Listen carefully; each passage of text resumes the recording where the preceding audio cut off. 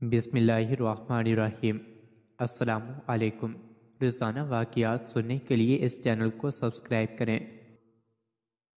میدان حشر کب اور کہاں قائم کیا جائے گا؟ کیا وہ میدان ہماری اس دنیا میں موجود ہے؟ میدان حشر کے لیے لوگ ننگے قبروں سے کیوں اٹھائے جائیں گے؟ اس سلسلے میں سب سے پہلے تو یہ بات یاد رکھنا ضروری ہے کہ اللہ پاک فرماتا ہے، جس دن موجودہ زمین ایک اور زمین سے بدل دی جائے گی اور آسمان بھی بدل دیے جائیں گے اور تمام لوگ اللہ واحد و قہار کے روبرو پیش ہو جائیں گے۔ ناظرین گرامی، اس میں کوئی شک نہیں کہ قیامت کے دن زمین و آسمان میں ایسی تبدیلیاں لائی جائیں گی کہ وہ ایک نئی حیت میں اور نئے نظام کے ساتھ ہوں گے۔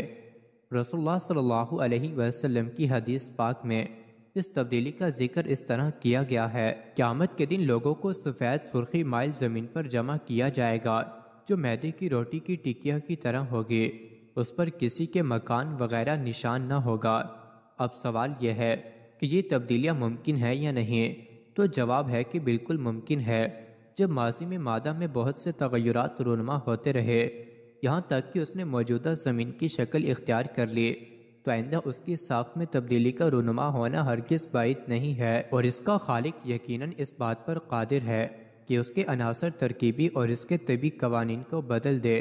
غرضی کہ قیامت کے دن موجود دنیا ایک نئی دنیا سے بدل جائے گی جس کے زمان و مکان بالکل مختلف ہوں گے، اور اس وقت لوگوں کو اللہ کی قدرت کا صحیح اندازہ ہو جائے گا اور وہ جان لیں گے کہ اللہ ان کی دنیا کو نئی دنیا سے بدل دینے پر قادر تھا۔ قرآن کی بعض آیات سے زمین میں تبدیلی کی جو صورت سامنے آتی ہے وہ یہ ہے کہ زمین میں اس دن کوئی بلندی یا پستی نہیں رہے گی، سب پہاڑ زمین بوس کر دیے جائیں گے اور سب گڑھے بھر دیے جائیں گے۔ اس طرح سطح زمین ہموار اور پہلے سے بہت زیادہ بڑھ جائے گی، اور سب سے اہم تبدیلی یہ ہوگی کہ سمندروں، دریاؤں اور ندی نالوں کو خشک کر دیا جائے، اور سمندر کی سطح کا رقبہ خشکی کے رقبے سے 3 گنا زیادہ ہے۔ اس طرح موجودہ زمین سے اس وقت کی تبدیل شدہ زمین کم از کم 4 گنا بڑھ جائے گی، اور دوسری وہ زمین بالکل ہموار ہوگی۔ حضرت عائشہ رضی اللہ تعالی عنہا سے روایت ہے کہ میں نے حضور صلی اللہ علیہ وسلم سے پوچھا کہ زمین کے بدل جانے کے وقت لوگ کہاں ہوں گے؟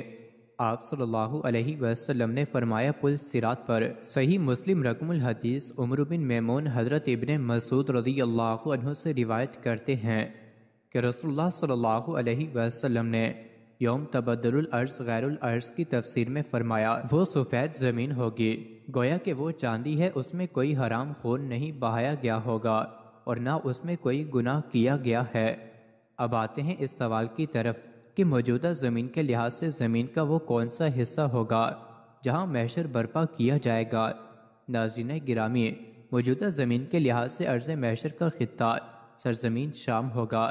امام احمد نے مسند اور حاکم نے مستدرک میں حدیث بیان کی ہے، تم اس طرف پیدل سوار اور منہ کے بل گھسیٹتے اکٹھے کیے جاؤ گے، اور اپنے ہاتھ سے ملک شام کی طرف اشارہ کیا۔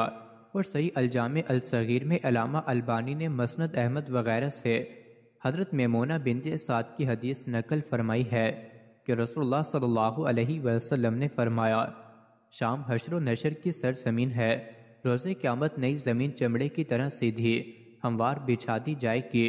قرآن پاک میں ارشاد ہے، وَإِذَا الْأَرْضُ مُدَّتْ، اور جس دن زمین کھینچ یعنی بچھا دی جائے گی، اس کی تفسیر میں امام ابن کثیر نے ابن جریر کے حوالے یہ روایت بیان کی ہے۔ نبی کریم صلی اللہ علیہ وسلم نے فرمایا کہ جب قیامت کا دن ہوگا تو چمڑے کی طرح زمین کو کھینچ کر پھیلا دیا جائے گا، پھر کسی آدمی کے لیے 2 قدموں کے رکھنے سے زیادہ جگہ نہ ہوگی، پھر سب سے پہلے مجھے پکارا جائے گا۔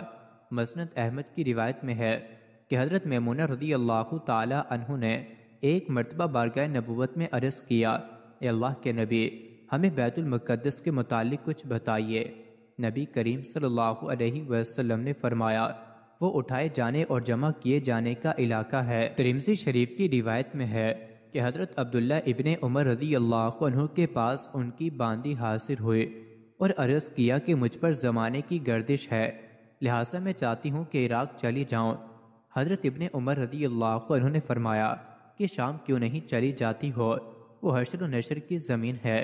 مذکورہ روایات سے معلوم ہوتا ہے کہ میدان محشر شام کے علاقے میں قائم ہوگا، نہ کہ میدان عرفات میں، اس لیے کہ بیت المقدس کے علاقے سے مراد پورا علاقہ شام لیا جاتا تھا، جیسا کہ ترمذی شریف کی روایت سے واضح ہوتا ہے۔ معلوم ہونا چاہیے کہ حدیث مبارکہ میں جس خطۂ ارضی کو شام کہا گیا ہے اس کی جغرافیائی حدود اس مملکت سے بہت وسیع ہے، جسے آج کل دنیا ملک شام کے نام سے جانتی ہے۔ اس سے پہلے شام کے نام سے موجودہ خطۂ ارضی میں فلسطین، اسرائیل، موجودہ شام، اردن، لبنان، سیپرس اور ترکی کا ایک صوبہ بھی شامل تھا۔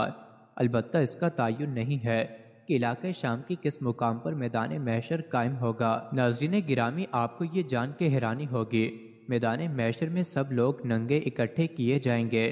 اس بارے میں حدیث پاک کچھ یوں ہے۔ ام المومنین عائشہ رضی اللہ عنہا سے روایت ہے، وہ بیان کرتی ہیں کہ میں نے رسول اللہ صلی اللہ علیہ وسلم کو فرماتے ہوئے سنا، لوگوں کو قیامت کے دن ننگے پاؤں، ننگے بدن اور غیر مختون اٹھا کر میدان حشر کی طرف لایا جائے گا۔ وہ اپنی قبروں سے ایسے نکلیں گے جیسے اس دن تھے کہ جب ان کو ان کی ماؤں نے جنا۔ میں نے دریافت کیا کہ یا رسول اللہ صلی اللہ علیہ وسلم، مرد اور عورتیں سب اکٹھے ہوں گے تو پھر تو وہ ایک دوسرے کو ننگا دیکھیں گے؟ آپ صلی اللہ علیہ وسلم نے فرمایا، اے عائشہ، معاملہ ہی اتنا سخت ہوگا کہ انہیں اس کی سوجے گی بھی نہیں۔ اور ایک روایت میں ہے کہ رسول اللہ صلی اللہ علیہ وسلم نے فرمایا، آپ صلی اللہ علیہ وسلم نے فرمایا، اے عائشہ، معاملہ ہی اتنا سخت ہوگا کہ انہیں اس کی سوجے گی بھی نہیں۔ اور ایک روایت میں ہے کہ رسول اللہ صلی اللہ علیہ وسلم نے فرمایا، معاملہ اس بات سے کہیں زیادہ سخت اور اہم ہوگا کہ مرد اور عورتیں ایک دوسرے کو ننگا دیکھنے لگیں۔ حضرت ابن عباس سے مروی بخاری کی حدیث نمبر 3447 ہے کہ جب رسول اللہ صلی اللہ علیہ وسلم نے فرمایا، قیامت کے دن تم لوگ ننگے پاؤں، ننگے بدن اور بغیر ختنہ کے اٹھائے جاؤ گے۔ حضرت ابن عباس سے مروی بخاری کی حدیث نمبر 3447 ہے کہ رسول اللہ صلی اللہ علیہ وسلم نے فرمایا، قیامت کے دن تم لوگ ننگے پاؤں، ننگے بدن اور بغیر ختنہ کے اٹھائے جاؤ گے۔ پھر آپ صلی اللہ علیہ وسلم نے اس آیت کی تلاوت کی، جس طرح ہم نے انہیں پہلی مرتبہ پیدا کیا تھا اسی طرح ہم دوبارہ لوٹائیں گے، یہ ہماری جانب سے وعدے ہیں اور بے شک ہم اسے کرنے والے ہیں۔ پھر سب سے پہلے ابراہیم علیہ السلام کو کپڑا پہنایا جائے گا، پھر میرے اصحاب کو دائیں جنت کی طرف لے جایا جائے گا، لیکن کچھ کو بائیں جہنم کی طرف لے جایا جائے گا۔ میں کہوں گا کہ یہ تو میرے اصحاب ہیں، لیکن مجھے بتایا جائے گا کہ جب آپ ان سے جدا ہوئے تو اسی وقت انہوں نے کفر اختیار کر لیا تھا۔ میں اس وقت کہوں گا جو عیسیٰ ابن مریم نے کہا تھا کہ جب تک میں ان میں موجود تھا تو میں ان کی نگرانی کرتا رہا، لیکن جب تو نے مجھے اٹھا لیا تو ہی ان کا نگہبان ہے اور تو ہر چیز پر نگہبان ہے۔